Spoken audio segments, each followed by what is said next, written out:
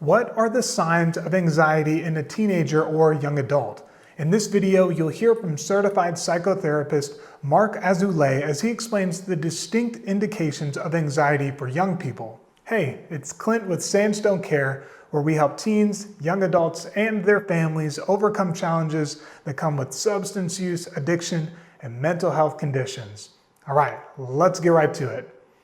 So the signs that I see most common, I'll say most common and the most dangerous. I think the most common ones are social anxiety. So being afraid to talk to adults, being afraid to go out, being afraid to be in the actual world.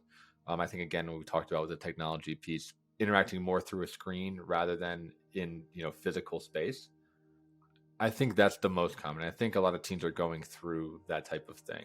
The most dangerous ones, which I think, Sandstone Care definitely plays a big role, is around things like substance use or self-harm, where you have a teen that, you ramp that up to the next level to, what we would call like the clinical level. And now this teen is acting out in a significant way. They're self-medicating through drugs and alcohol, or they're so shut in and they have so much self-hatred and shame that they're self-harming. They're trying to seek some control. Maybe it manifests as an eating disorder if it comes out of, around body image issues or early childhood pain, things like that. So that runs the gambit. I think anxiety, a better way to say it is just fear, right? Anxiety is just what we're calling fear in the modern era. And I think it's really safe to say that a lot of young adults are very afraid right now. Man, you hit the nail on the head when you're talking about just calling it what it is. Anxiety is fear, right? And when I'm thinking about myself working remotely and, with the pandemic, not being able to interact with people on a regular basis and not being able to hug people, not being able to, just shake hands with people, it has this undescribable effect on you. It makes you feel more isolated. And the thing that I keep feeling is, I'm married, and so I was quarantining with my wife. But if I wasn't, right, if I was by myself for the majority of that time, I would have felt completely alone. I would have felt really, really sad, really, really depressed. I would have felt anxious myself. And so, especially post COVID, or through COVID, have you seen that kind of stuff ramp up? Isolation is through the roof. I'm a big proponent of group therapy, but not just group therapy, but groups in general. And again, I think we were talking about, kind of modern civilization.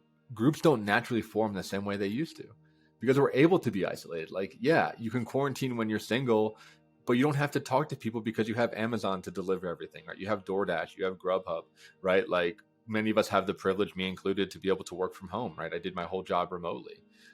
We don't have to go out into community like I think most humans did for most of human civilization, right? And being that we are social creatures, we have to create those groups ourselves instead of them being given to us by society, right? So example would be, back in the day, right? You'd have like hunting groups, or you'd be working in teams, or you would, have your basket weaving club, right? Or you would be like sharing childcare or whatever it was. But as technology gets more convenient, which is great, it means that we have to make the groups ourselves.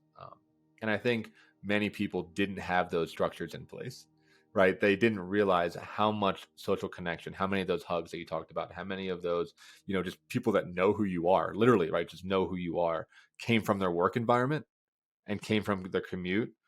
And when that all went away, they realized, oh my God, not only am I alone, but I don't feel like anybody knows me. I feel anonymous and invisible in my own community, in my own life. And that's a very scary place to be. If you want to learn more about treatment options for you, your teen, or young adult, then tell us about your situation on a confidential call using the number in the description box below, or live chat with us at sandstonecare.com. We'll connect you with the treatment that you need, and if we're not the right fit, we'll get you where you need to go. Be well, and remember that change is possible.